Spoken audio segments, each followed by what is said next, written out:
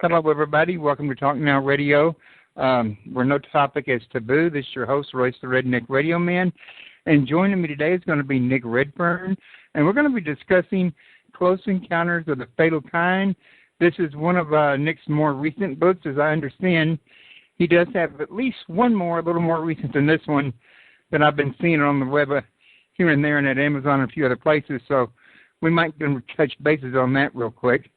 Let everybody know I am new to Talk Shoe, so I hope to meet you folks, hope to get to know you, and I hope we have a good time learning together, growing together, and that we can make this show a success over here like it was at Blog Talk Radio when it was over there. So, Nick, how you doing today? Hey, Royce, I'm doing good, thanks. Just keeping busy on the writing and lecturing front. I just got back yesterday from speaking on the Men in Black mystery at the MUFON Ohio conference, which went down well. So, you're talking about your book or the subject in general?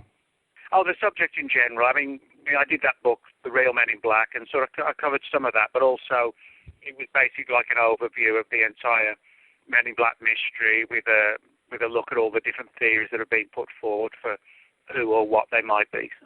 Yeah, I remember reading that book. It was really very fascinating, and I think one of the most interesting theories that I've ever heard on the Men in Black, at least to me, came from you when you were talking about the tulpas. Now, that seemed to have an air of uniqueness to me. Do what now? I'm sorry about the watch. You broke up a bit then. Oh, okay. Tulpas, T-U-P-L-A. Oh, tulpas. Oh, I mispronounced it. Okay.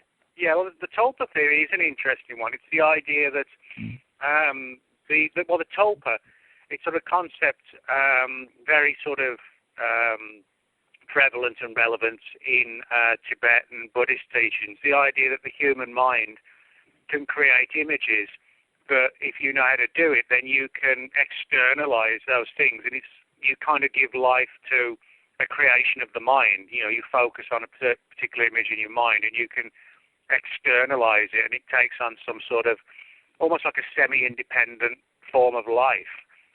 In essence, you've sort of given birth to a mind creature or a mind monster or something. Or sort of like a golem. What's that? Or sort of like a golem.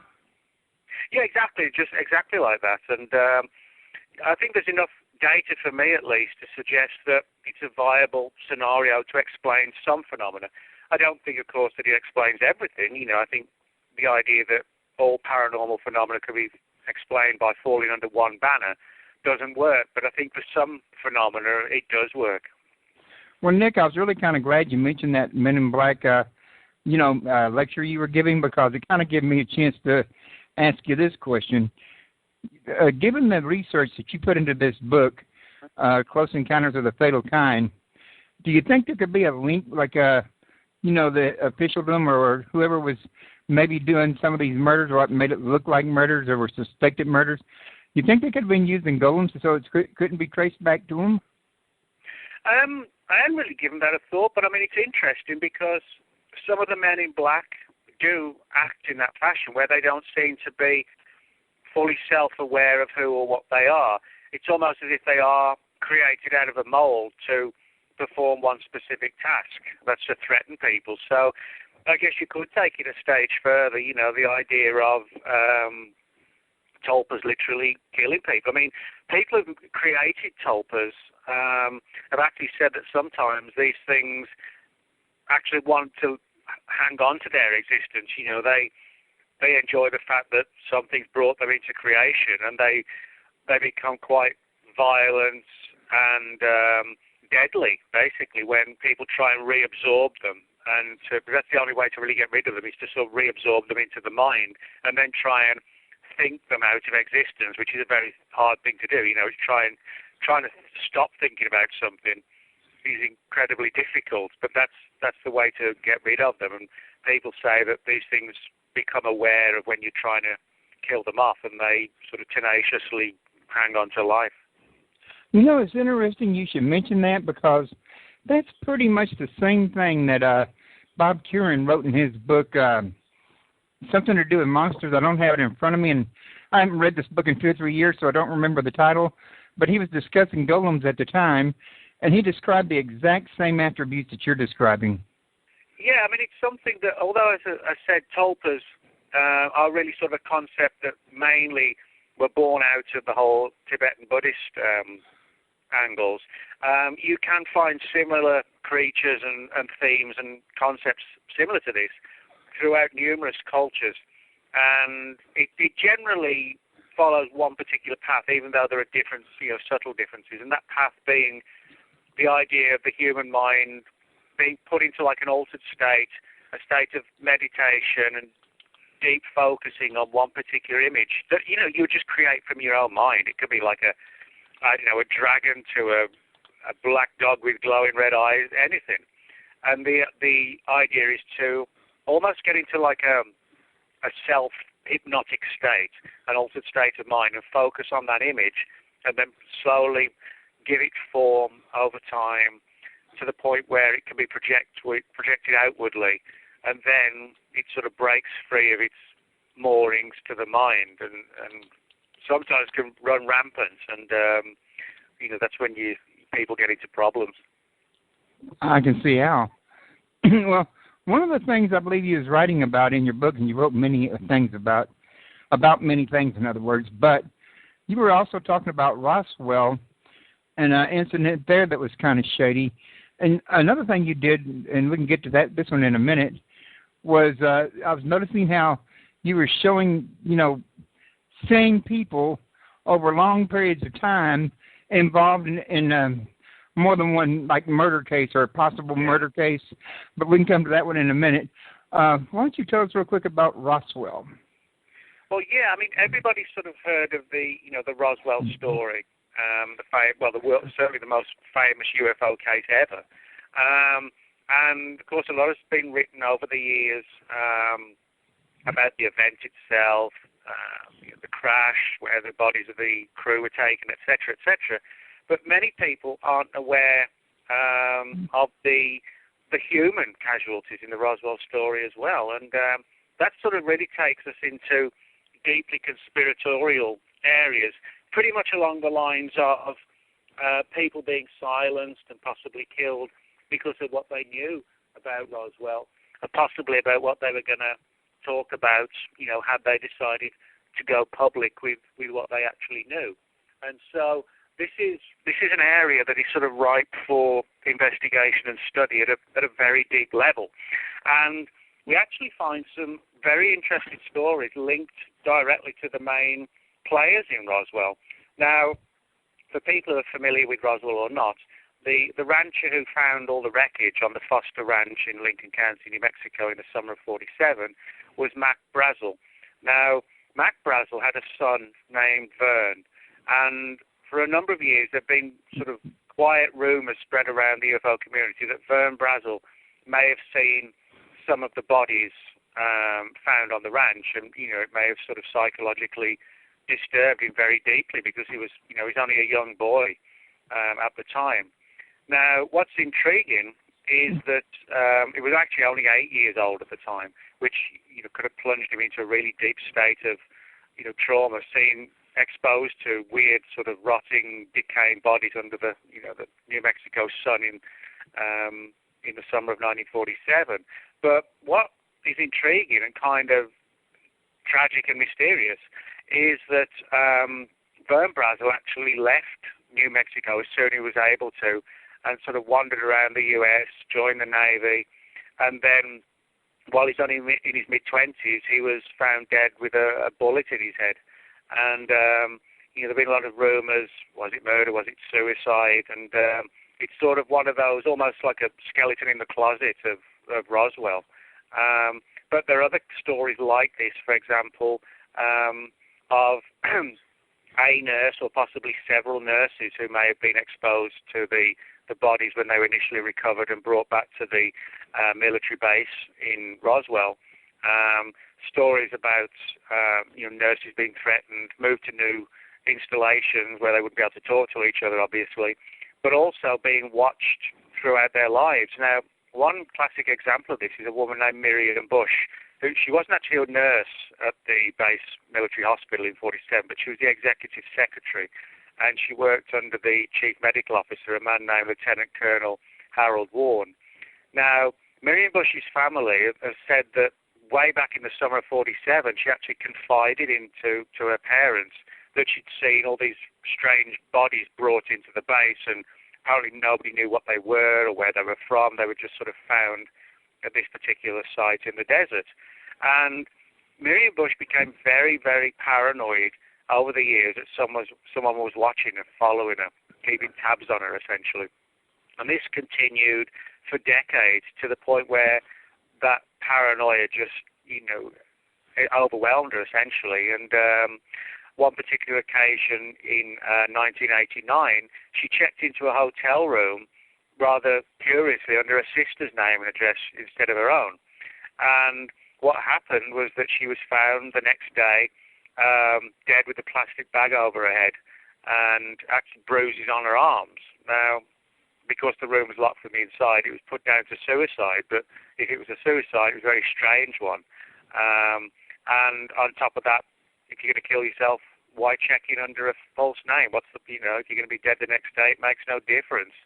And the fact that she was becoming more and more paranoid that she was being watched. So something sounds more like she was trying to hide from somebody. Yeah, it sounds, something had tipped off, someone had tipped her off, or she, had realised she was being watched more, and she was just looking for somewhere to hide out. And then, of course, she never left the room alive. So. Of course, now by going into that room, he might have thought she was hiding from him, but actually provided a place where they could separate her by herself and get away with it. Yeah, and I think what this case of Miriam Bush demonstrates is something intriguing, is that the surviving people from Roswell may still be being watched. They may have been watched throughout their entire lives just to make sure, they weren't speaking to anybody. And I don't think, obviously most people who were involved in the Roswell case didn't die mysterious deaths. I think the ones who did may well have been those who were respected people who could actually talk about something definitive, like, hey, I was the executive secretary on the base and I saw the bodies. That would make people sit up and listen, Well, what about Marcel? Nobody tried to kill him, did they? No, they didn't. But what's interesting is that in a sort of semi-related way, in the same way that Vern Brazel and various other people plunged into sort of psychological states, it is a fact that in the wake of the Roswell event, and this isn't coming from me, this is actually coming from the family, but Jesse Marcel and his wife both descended into alcoholism. And that's something that happened with a number of the people involved in the case. Just to give you one example of several, there was another person, a young boy at the time, named Dee Proctor, who helped Matt Brazel to work on the Foster Ranch. He wasn't an employee. He was like 7 or 8 years old, but he just enjoyed, helping out around the farm and, being a cowboy sort of thing. And Dee Proctor is also rumoured to have been with Brazel when he stumbled upon the wreckage and possibly one or more of the bodies. Now, there's no doubt that the event radically affected Dee Proctor. I was just a little boy at the time, but reportedly the military came out and threatened him and his family. And then, as life developed, he became reclusive, wouldn't leave the house. His marriage ended badly, and he died basically from alcoholism. And so he was another sort of casualty, fatal casualty of the Roswell crash. Yeah, Roswell ain't the only place that this kind of stuff is occurring. As I understand, there was also Maury Island had one or two deaths that were kind of suspicious. Oh, well, it actually had a couple more than that. The Maury Island case is interesting because, everybody thinks of the modern era of ufology. They think of Kenneth Arnold's sighting in Washington State of these strange objects overflying the skies, and they became known as flying discs or flying saucers. Well, Maury Island actually predates, not by long, but just predates by a few days, Kenneth Arnold's sighting. And it occurred at a place called Maury Island in Washington State. And Maury Island the case itself is an intriguing one, and it originated with a man named Harold Dahl. And Harold Dahl was out working the harbour of Maury Island, and was witness to what we would call like a squadron of UFOs flying over the area. One of them seemed to be manoeuvring and moving in an erratic fashion, which suggested it was possibly malfunctioning. And that view was emphasised and confirmed when the other objects sort of closed in on it as if to surround it, but then it suddenly exploded, showering all this wreckage into the harbour. And because Dahl was on a boat with his crew and son and the family dog, they scooped up as much of this material as they could, which showered down on them and actually killed the dog. So they went back to the shore, and Dahl contacted a man named Fred Chrisman.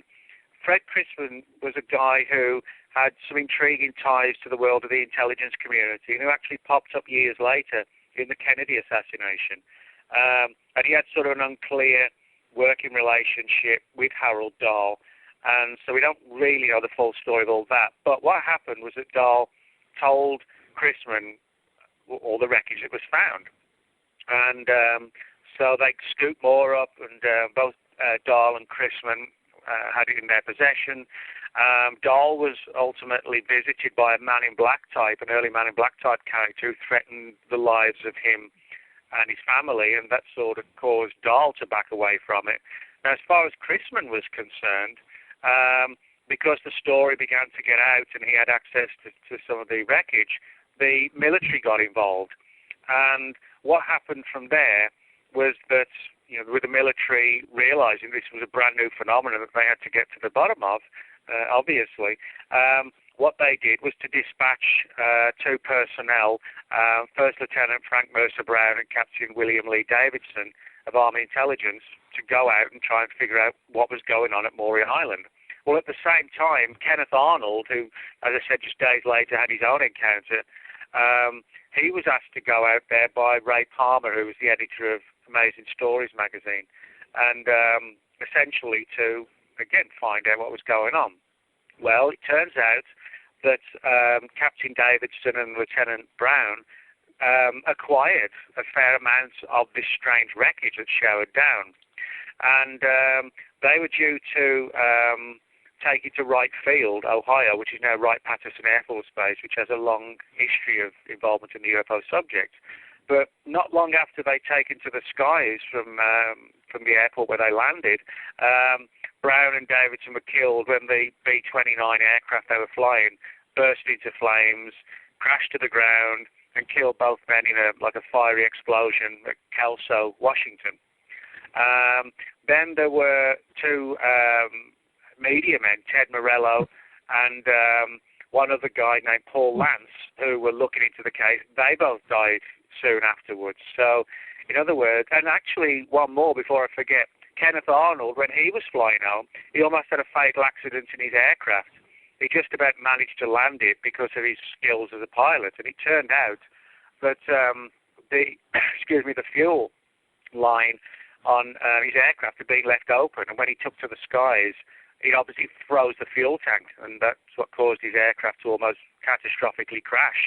And there were rumours that whoever refueled the plane deliberately left it open to ensure that he was killed as well. So Maury Island is sort of littered with deaths, from the family dog right through to two military pilots, to two media men, and almost to Kenneth Arnold, the guy who kicked off the entire UFO mystery. Well, one of the things that I noticed when I was reading the book is that, and this is common with you with most all the books I've seen of yours, is the chunk of your information comes directly from the Freedom of Information window, so we know that you've got good sources, in other words, and I wanted to point that out to everybody listening. Well, yeah, that's it. I appreciate you saying that, Royce, because the one main reason being that I actually reproduce in the book a photocopy of one of the original documents, which shows a photograph of the wreckage. And it looks like sort of strange, grey, dark, black, that kind of colour fragments. And that's actually one of the original pieces that was found and that was due to be taken, or at least similar to one of the ones that was due to be taken to Wright Field, and that mysteriously vanished when the plane crashed. That was one of the intriguing things as well. Not only were the two military personnel killed, but the box that they had with all the wreckage in was never found, or at least it was officially never found. Also, everybody, if y'all want to learn more, you can go to Nick's blog, Nick's World of Whatever, at nickredfern14.blogspot.com. And you can also learn more from me at talknowradio.blogspot.com. I decided I had to get one of those just like you and be a copycat. I like using Blogspot. It's sort of a, lots of different templates, and it's sort of a, pretty cool way to put a blog together. So. Yeah, I think it's pretty cool. Mm-hmm. Now, there is one guy that you mentioned in your book, if you don't mind me jumping ahead a little, that I've been very curious about because, as I understand, this guy also had some connection with the Philadelphia experiment, Jessup, or I'm trying to remember his name. You probably know who I'm talking about. Maury Jessup, yeah. Yeah, him. I haven't read the book. I read it while I was still in the hospital about a month or two back, and trying to pull names out of thin air from that far back. When I meet this many people in the hospital, it can be kind of tricky. Yeah.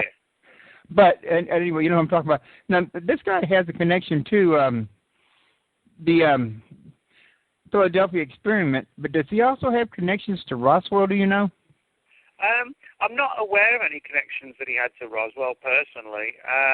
But yeah, he was, I guess, his biggest, I wouldn't say biggest claim to fame, because that kind of makes it sound like, he didn't do anything else. But Maurice Jessup was somebody who came on the UFO scene in the early 50s, and he was fascinated by two things. One being obviously the then modern era of ufology kicking off in the late 40s. But the other thing that fascinated him was the entire issue of the ancient astronauts scenario. This was early 50s, so we're talking 15 to 16 years before Eric von Daniken was even on the scene. Chariots of the Gods was 1968. Jessup was talking about ancient aliens in relation to the pyramids and things like this in 51, 52, 53. And he believed that all these massive stone blocks, etc., were moved by something along the lines of levitation or anti-gravity, and he felt it was done by extraterrestrials. Now, it turns out that when he wrote about this in one of his books called The Case for the UFO, Jessup, like a lot of authors, began to receive feedback from the people who read his books. And one of these was a guy named Carlos Allende, who claimed a great deal of knowledge of sort of secret technology that could levitate things like stones in the ancient past. And he claimed that there were people actively in today's world trying to understand that ancient technology and figure out how it worked. And they were having some success, but also some failures in trying to figure out, how to move massive objects using something like levitation. Now, on top of that, Allende claimed knowledge of a classified wartime experiment to make a military ship invisible. It's become famously known as the Philadelphia experiment, which I'm sure many of your listeners will have heard of. Now, a lot of people have sort of, criticised the story of the Philadelphia experiment and Allende, etc. But the fact of the matter is that not long after the book came out and not long after Allende was speaking with Jessup, a copy of Jessup's book was sent to the Department of the Navy in Washington, D.C., and it specifically reached an office that was researching advanced and new and novel weapons techniques, new sort of military devices for the Navy, that kind of thing. And the Navy then contacted Jessup. When they got this copy of his book, somebody had annotated it with all these scribblings and notes and making comments about the Philadelphia experiment. And it turns out, although it was done anonymously, the Navy found out through Jessup that it was actually Carlos Allende who was doing it. So they flew Jessup out to the Navy, and essentially it wasn't like an interrogation. They just sat down and interviewed him about his thoughts on ancient levitation technology, the Philadelphia experiment, and much more. And Jessup got really worried and paranoid that, on the one hand, he was excited that the Navy was taking an interest in his concepts and his book. It's not every day an author on UFO books gets invited out, to speak with the Navy about his or her theories, but that's what happened. But when Jessup got back, strange things began to happen. He started to get hang-up phone calls in the middle of the night. Sometimes he would answer them, and there would be like weird electronic noises down the phone. And not only did this worry him, but it massively disturbed his sleep processes and, made him confused and irritable because, he's grabbing like 2 hours of sleep a night, which nobody really can work successfully on, and then other weird things began to happen, like mail interference, mail opened and resealed, but in a fashion to make it clear that, somebody wanted him to know that his mail was being monitored. Then he had a really weird car accident where his car went off the edge of the road, and he couldn't explain or understand how it happened. He felt it was almost as if his thought processes had been taken over, and he was almost being subliminally driven to kill himself. Well, that is ominous enough because of what happened next. In early 1959, his body was found in his car in a Florida park with a hose pipe going from the exhaust through the front window, and of course he was dead from carbon monoxide poisoning. But then there are questions as to whether it really was carbon monoxide poisoning, because although it looked like a suicide, what's quite baffling is that steps were taken to ensure that his body wasn't autopsied. Now, of course, if you die from carbon monoxide poisoning, you die because the carbon monoxide fumes from the engine go into the hose pipe through the window and you breathe them in. So you would have massive amounts of carbon monoxide in your blood, and an autopsy would show that massive amount of carbon monoxide. But the fact that he wasn't autopsied, we cannot prove that he really did die from carbon monoxide poisoning. He was basically pronounced dead and then buried, and that in itself is very strange, that no steps were taken to see if it actually was carbon monoxide poisoning that had killed him. Well, if he was already dead when they put him in the car, assuming he was murdered, and he was already dead and they stuck the hose in there, would it make a difference in the reading on the carbon monoxide in his body? I mean, since he wouldn't be inhaling, it wouldn't show up the same, would it? No, it wouldn't. What you would get, if he was in the car alive, he would have breathed in massive amounts of carbon monoxide that would have killed him. If he was already dead, the amount of carbon monoxide, that would be detectable in his body would be so minor because he wouldn't have breathed it in. He would already be dead. It's kind of like the analogy was if you had like a cardboard box in the back of the car, that would obviously, detect. You wouldn't detect carbon monoxide poison on that because it's just a box. But it would be the same analogy. If you're not breathing it in, it's not going to be detectable in the fashion as if you were breathing it in. I know the same principle applies to drowning. And this is this is how they find out if people are dead when they are drowned, but killed beforehand, in other words, in murder cases. So I thought maybe the same principle would apply. Yeah, and that's one of the, the strange things that he talked about, all this weirdness leading up to his death, feeling that he'd been subliminally, potentially controlled to drive his car off the edge of the road. And I speculate in the book, maybe he had been sort of subliminally, controlled and hypnotized to kill himself. Possibly the car accident was the first attempt that somebody tried out on him, almost like a Manchurian candidate, where you're... That's what I was just thinking. Yeah. But instead of killing someone else, you're programmed to kill yourself. And maybe, he was lucky to survive the first one, and then he was sort of triggered again, and that time succeeded. So, in other words, it could have been a case of a staged suicide, or it could have been like a subliminally controlled event in which he really did do it, but he was under the control and the thought processes of somebody who had previously, put him into this hypnotic state that could be activated at any time.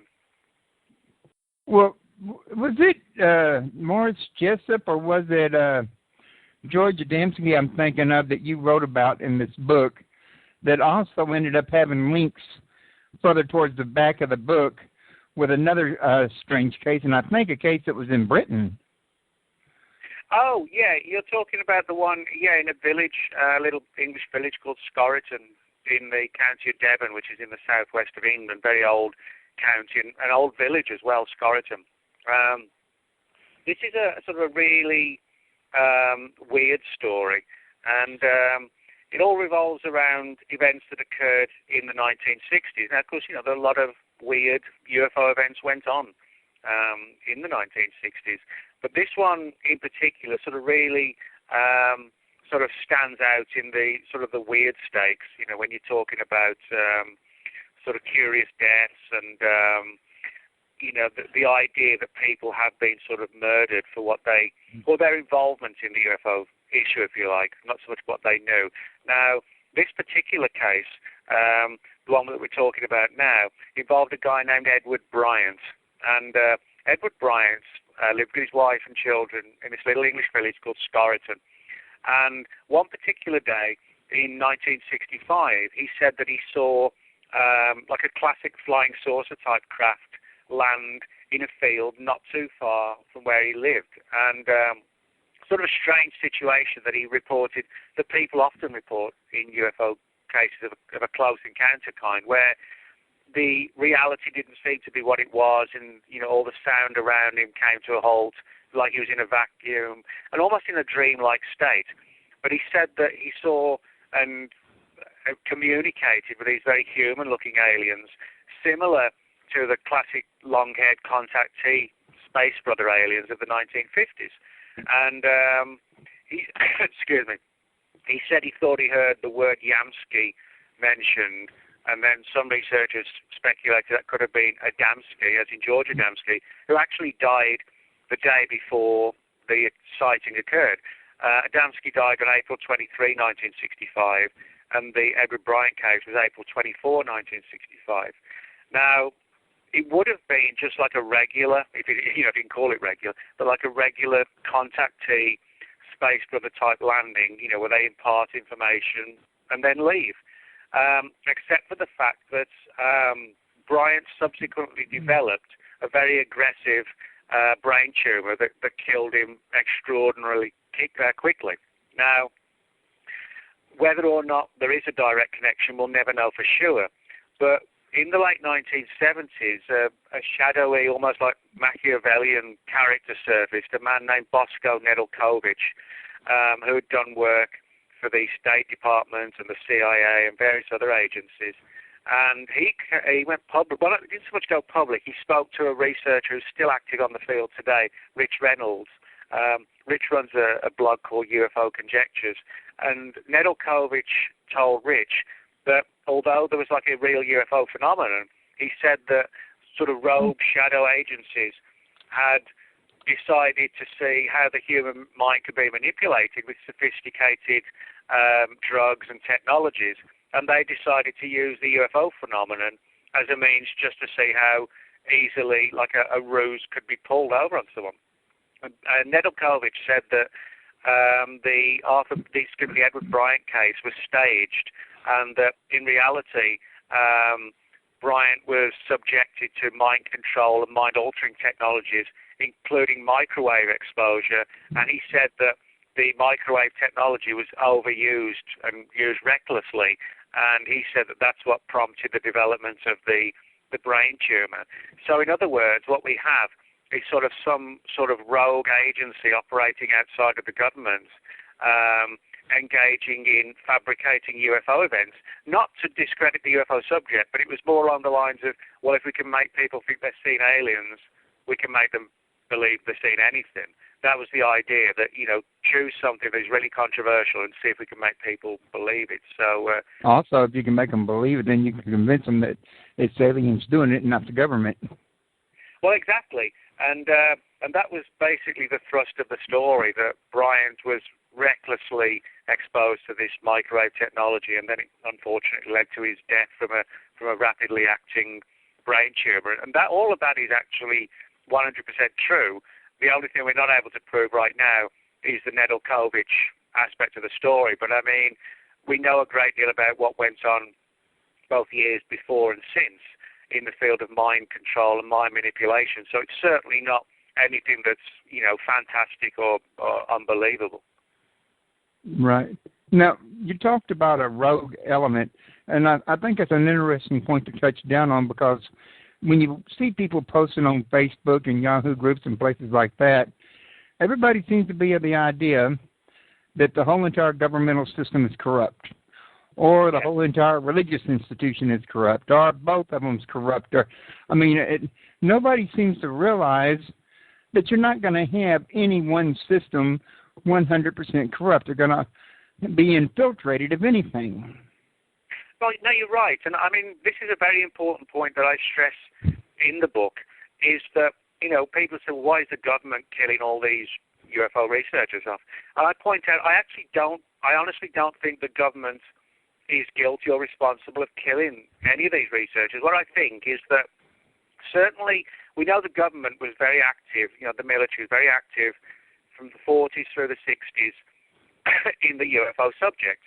And then after that, you know, Blue Book was shut down, and then there were claims that, well, we're not interested in this anymore. What I think happened is that while there was legitimate, solid UFO research undertaken by the government, the military, the elected, you know, governments and the known agencies like the Air Force, the Army, Navy, etc., from the 40s to the 60s, I think there's enough strong evidence to suggest that certainly by the late 60s, early 70s, all of this material was transferred, and data, possibly bodies and wreckage, was transferred to what we might call like a shadow agency, a rogue agency that operates outside of the government, that gets its money through alternative means and black budget funding, and that isn't answerable to Congress, isn't possibly even answerable to the presidential office, because the president may not even know.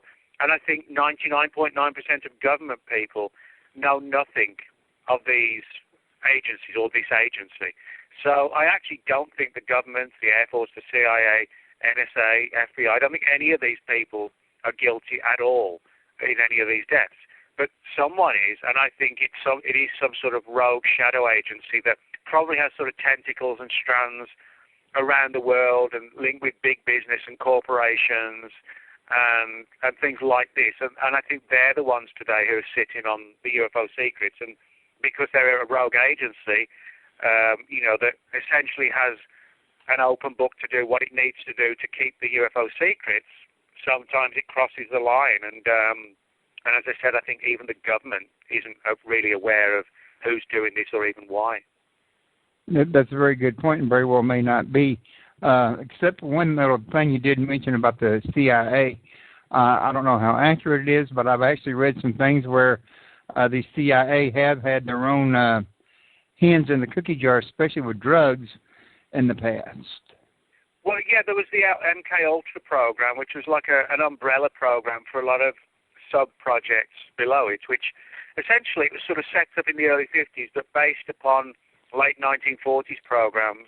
And it involved everything from truth drugs, truth serums, ways to hypnotize people, chemical drugs and chemical stimulants that could alter the human mind, hallucinogenics. They even checked out, you know, things like plants with hallucinogenic properties in South America, mushrooms, all sorts of different things, really just to see how the mind could be altered, manipulated, deceived, and used. And, of course, this sort of leads into things like stories of Manchurian candidates and, you know, just altering the mind to make it believe it's seeing something it isn't seeing, or programming people for future tasks, that kind of thing. And it went on for years.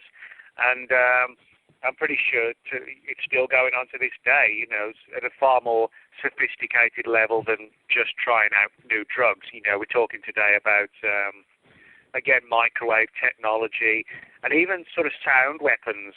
Low-frequency sound directed at people can provoke things like anxiety, depression, changes in blood pressure, memory problems. You know, so a lot of people have reported, you know, things like this over the years, and they could be sort of the victims of some of these directed energy weapons, so to speak. Sounds like you might have a future book in the making there. Well, I probably won't cover that area, mainly because things like these so-called non-lethal weapons, or sometimes lethal weapons, a number of researchers have sort of written various good books on the subject over the years, and you know, they're far more conversant in those areas than me, so I'm pretty sure some of those have probably got updated versions of older books and newer books coming out on that subject anyway. But I mean, it's a fascinating issue, the idea of, fascinating but disturbing, not killing people with bullets or bombs or missiles, but silently and slowly, just directing something at them, possibly even like from a window of an adjacent building to where their bedroom is, and bombarding it, while the person sleeps. There's a number of cases like that where, somebody has said somebody moved in next door and there was, they found out that they were linked with, sort of some rogue body, and stories of them sort of directing energy weapons, on the building next door, just to essentially try and play with their minds or to destabilize them even. Yeah, but I kind of reminded of that situation in your book, the one we're talking about now, Close Encounters of the Fatal Kind. I want to say, was it George Udinski or was it somebody else who jumped out the window, that we had little proof that it was murder, although it looks suspicious? Could you imagine using a device like that and pointing it at him from somewhere entirely different? You could get him to actually jump out the window. I think he had hung himself when he jumped out the window, if I remember correctly. Yeah, the person you're talking about is actually the first Secretary of Defense, James Forrestal. Yeah, that one. Yeah, this was in May 1959, and Forrestal was, he was somebody who was the Secretary of the Navy in the Second World War, very clear-minded, lucid guy. Being the Secretary of the Navy, when we're trying to defeat the Nazis and not even sure we would win, this was a guy who had to have his head firmly on his shoulders. But when he became Secretary of Defense in 1947, something strange happened. He began to go through like a psychological decline, a very rapid and disturbing one. He fell into deep states of paranoia and fear, and confided in people that there were some terrible secrets that he'd learned when he was given the job.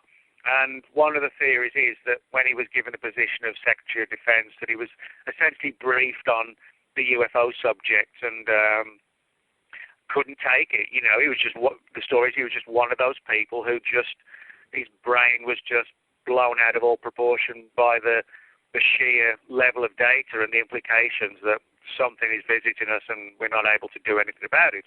And the story goes from there that there were people in the official world who were fearful that Forrestal would go public and blow the whole thing wide open, and so for that reason he had to go. Now, it is a fact that as he descended into an even greater state of paranoia and anxiety, he was admitted to the Bethesda Naval Hospital and kept on the 10th floor and basically watched closely because there were fears, officially at least, or allegedly, that he was going to commit suicide or might do. Now, it turns out that he actually did jump or was pushed or fell, we'll never really know, from the 10th floor onto a 3rd floor canopy. And of course, if you're going to do that, you just, you're going to die. You have no chance of survival. And so the big question is, was it suicide or was he pushed? Now, he did actually confide in friends and colleagues that he felt his life was in danger and somebody was going to take him out of circulation. He actually said that, went on the record, albeit quietly with family and friends and things like that. But also, the day before he was found dead, his brother phoned the hospital and said, look, I'm coming tomorrow and I'm taking him home. So in other words, if somebody did want him gone, and, there was no way he could be held there against his will. It was essentially, allegedly at least, for his own good. So what happened was that his brother said, I'm bringing him home tomorrow. It may not have been coincidence that it was that very night before tomorrow that he either fell or jumped or was pushed out of the window, because there would have been no other chance to get rid of him. So there are a lot of deep suspicions, not just within ufology, but within other aspects of conspiracy research and historical research, who feel there's far more to the Forrestal death than meets the eye.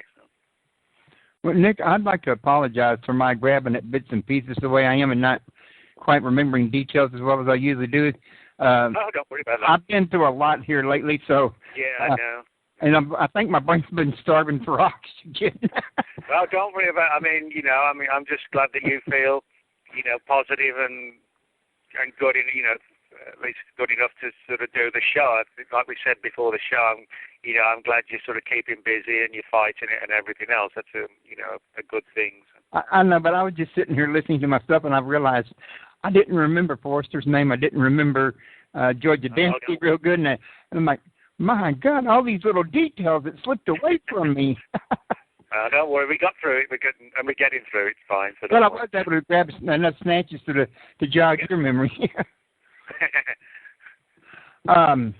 But before we get out of here, which we still got about 15, 20 minutes or so, I don't want to run out of time without giving you a chance to talk about the newest book I've seen coming out. Oh, God, what was the name of that book? Secret History. Huh? Secret History. Might have been it. Was it about aliens and government? Well, yeah, it's called Secret History, and the subtitle's Conspiracies from Ancient Aliens to the New World Order. And it's the one right there. Yeah, and it doesn't actually just cover, like most of my books like UFOs or Bigfoot and things like this. There are a lot of UFO stories and some Bigfoot chapters in there, but it also covers historical mysteries like who was Jack the Ripper, did Hitler survive the Second World War, was there a conspiracy around the death of Abraham Lincoln? So in other words, it's sort of a historical look at mysteries going back thousands of years through to the present day and covering everything from out-of-the-world stories to more down-to-earth historical mysteries and sort of putting like a new, unique spin on some of the cases to try and figure out how much of history is correct and how much is what we believe to be correct, but might not be after all. Well, was there any of it that you was actually able to find proof for, or is that most of it still going to be a mystery? Well, that's one of the sort of frustrating things about a lot of cases, and incidents which are sort of conspiracy cloaked, if you like. I mean, like Jack the Ripper, there are literally dozens of theories for who he might have been and what motivated his killings, everything from just a straightforward, crazy serial killer to the idea that he could have been a member of the British royal family, to a surgeon, you name it pretty much, the idea that... the guesswork abounds. Yeah, but I think that's one of the reasons why the story is so fascinating, specifically because it hasn't been resolved. People often find that an unsolved mystery that lasts and endures often takes on almost sort of mythical, legendary proportions, and I think that's happened with the story of Jack the Ripper. Had it been solved years ago, he would have just been another crazy serial killer. The fact that there's so much mystery surrounding it, and even the name Jack the Ripper, it sort of, I guess, invokes a massive amount of mystery and intrigue and images of like foggy old London and dark nights and, backstreet alleys and things like that. You would have thought, though, well, no, he's not really only one out of literally hundreds of serial killers that to this day have never been fingered? Well, yeah, and I think probably the main reason was because, it was way back in 1888, so it's a long time ago. Certainly before modern-day forensics and way, way before DNA analysis, although there have been DNA studies done just recently, and which has led some people to believe that, they've identified the culprit, but then other people came forward and said, well, no, it could be explainable by this instead. So, people are still arguing over who Jack the Ripper was, and probably always will be. They'll always be doing that, I think. Like they're still arguing over whether or not Kurt Cobain was a suicide or a murder. Yeah, and who killed Kennedy, and, was there a conspiracy around the death of John Lennon? A lot of these stories, it's not that they're not credible, it's just that they take on lives of their own, and there's so many different strands to them that it becomes very difficult at times to ascertain what the actual truth is. Well, do you ever think and wonder that they're left out that way on purpose just to be a distraction to people? Well, yeah, it's actually a very good point, because sometimes we get like multiple angles or scenarios for a case. I mean, a classic one being the Kennedy assassination. I mean, we hear stories that it was the Cubans who killed him, or the Mafia, or the KGB. or some rogue agency in government that wanted him gone. Now, clearly all the scenarios can't be true, but I sometimes wonder if certain rumours are sort of implanted and spread just to confuse the real picture. And it's kind of like with Roswell. I have a chapter on Roswell in the book, and I point out that there are now no less than 12 theories for what happened at Roswell. Everything from like a UFO crash to the crash of a weather balloon, a mogul balloon, which is a military spy balloon. Airplane. An airplane, the accidental dropping of an atomic bomb, that obviously didn't detonate, like a Soviet or a German advanced device that came down. And I'm pretty sure that a lot of these stories are totally bogus, but I think they've been skillfully inserted into the lore and the legend of Roswell to confuse the research community, so we don't really know what the true answer is. And if you can't hide the truth, the best way to deal with it is to confuse it, and the best way to confuse it is put out multiple scenarios for what happened, so people end up, with their heads spinning, not knowing which theory to believe. Well, when I was a kid, my dad used to think it was funny to walk up to me and take his left hand and say, watch my hand, and move it around my face, and then pop me with the right hand and say, see what that one does. But, exactly, that's sort of a good analogy. But what we're talking about now is pretty much the same thing. But, the reason why and how secrets are so easily kept is because you have people who are skillfully adept at doing exactly that, hiding secrets. It isn't always that easy just to hide something. It often requires not just hiding it, but working towards, any eventuality where the secret might come out. You have to have a fail-safe thing in place to combat it. And like Roswell. When, for example, a story leaks out like Roswell, and people start coming forward, that's when you have these people who are sort of specialists in understanding how to manipulate the truth and how to confuse people and how to push them down a different pathway and away from one that they might not want them looking into. And it's all sort of demonstrative of how so much goes behind the scenes that we really aren't exposed to. We're just seeing the front window, so to speak. Yeah, and once we saw part of a deal that we weren't supposed to see, they can't hide it. Like you say, the next option is to confuse it. Or as I used to tell my kids, muddy the water. Exactly. And kids are bad about muddying the water themselves when they're trying to explain their excuse to you. And I used to fight to keep them from doing that, but it didn't always succeed. So we know you got this here Histories, Mysteries coming up. We know you got this here Close Encounters of the Fatal Kind out right now. What else is down the road for Nick? Well, actually, this Saturday I'll be on a travel channel show called Mysteries at the National Parks. And I'm on one episode which will be broadcast this Saturday called Chupacabra Island. And it was basically filmed on my most recent trip to Puerto Rico looking for the Chupacabra. I've been there quite a few times, and I was interviewed while I was there all about my sort of theories and thoughts on the Chupacabra of Puerto Rico. Is it some sort of unknown animal? Is it something that's extraterrestrial? Is it the result of weird genetic experimentation? But as I said, that one will be on this coming Saturday on the Travel Channel, Mysteries at the National Parks, and the episode called Chupacabra Island. And then actually in September, I've got a book coming out called Chupacabra Road Trip, which, as the title suggests, it's basically a road trip diary-type book of all my expeditions around Puerto Rico, New Mexico, Texas, Oklahoma, Mexico, and various other places, looking for the Chupacabra and trying to find out the truth behind the legend. Okay. So, any chances you could share any leanings you have to what a Chupacabra really is, by any chance? Or is that giving the candy store away? No, that's totally fine. Clearly the original Puerto Rican Chupacabra that surfaced in the mid-1990s is a very, very different creature to these sort of strange-looking hairless dog-like animals that have been reported across the United States for the best part of a decade now.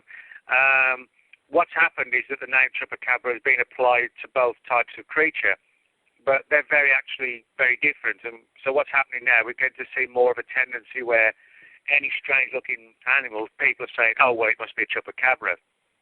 So part of it is like a legend, but developed out of very real, weird-looking animals. And the Puerto Rican one, for me, is still unidentified as to what it is. It's described as like a two-legged creature, somewhat kangaroo-like, but with spikes down its head and neck and vicious claws and fangs, whereas the US one is like a hairless coyote, but it's not just a coyote with mange. These creatures appear to be developing hairlessly rather than falling victim to mange. They have issues with their limb lengths aren't as what they should be. The front limbs are shorter than their back limbs, which gives them this weird hopping movement. They actually don't seem frightened of people, and they actually hunt during the day. These are two attributes that are not typical to regular coyotes. So my personal view is that there's some sort of spontaneous mutation going on within the species that is provoking these creatures to look so weird. Almost sounds like a science experiment gone wrong. Well, it may be something like that, or it could be like exposure, as I point out, to something like chemical pollution, because there are tie-ins between where these creatures have been seen and certain chemical plants that use what are called mutagens, which can cause massive DNA damage and cause cell structure and DNA structure to alter and change. So we could be seeing something like that too. So if they got stuff like that out there, then the days of the X-Men may not be that far down the road. Well, you never know. If that is what the Chupacabras are, then clearly something drastically wrong has occurred, because these things, I don't see any reason. I don't see what the motive would be, other than just to see what we can do. That's the only thing I can sort of rationalize. Why would people sort of mutate creatures like this deliberately? So if it's been done deliberately, it's just, I think, to see how far the technology and the science can lead us, and maybe some of these things have escaped from labs or something like that. So there's a lot of different concepts and scenarios surrounding the Chupacabra that people probably don't know a great deal about, but hopefully, with the book, it'll make people realize the sheer extent of and wide range of the history and story of the Chupacabra, and how it sort of impacts across from Puerto Rico and then across South America, Central America, the United States, and became basically like a piece of popular culture, so to speak. Yeah, I can't help but think that there actually might be factions out there, maybe even in the military complex, that would like to see one of these creatures developed into a weapon of war. Well, yeah, I mean, if they could do, I actually talk about that in the book, but I mean, if they could do that, create a really violent killing machine animal that was taught essentially let loose on the battlefield to just kill anything in its way, I mean, that would work incredibly well. It wouldn't surprise me if, things like that have been thought of and discussed. I guess the big challenge is whether it could leap from the concept of what you see on paper, to actually occur in the real world. And that's also one of the things I talk about in the book, where people have claimed that, yes, these experiments went on, but the animals couldn't be controlled or contained. And when they escaped into like El Yunque in the rainforest in Puerto Rico, they were just left to their own devices, because essentially the military was frightened to try and round them up. Even they felt intimidated by them as well. Oh, that'd be pretty bad. And then, too, like I say, this is nothing more really than speculation. I mean, God knows a lot of things out there are possible. Don't mean it's ever going to happen. No, that's right. And that's why in the book I sort of talk about 7 or 8 different theories for what they might be, ranging from, on the one hand, controversial stuff like, could they be something supernatural or paranormal that was like invoked? That's one of the theories, that they were sort of invoked by like occult type organizations that, performed supernatural rituals and manifested them. Then you have, like I said, the genetic experiment. You have the idea that it's some sort of alien creature let loose on the island. And other people think it could be anything from like a giant bat to just an animal that science hasn't classified yet. So there are a lot of different theories as to what they might be. Well, Nick, I'm showing we got 4 minutes left, but let me exit out with this here little food for thought, I guess you'd call it. You're talking about these Chupacabras and, different other kind of animals, because you got Bigfoot, you got Loch Ness, you got Mothman, you got the Batman, which you wrote about the Batman in that one book. Yeah. Could all of these be kind of like end products of different experiments, you think, maybe?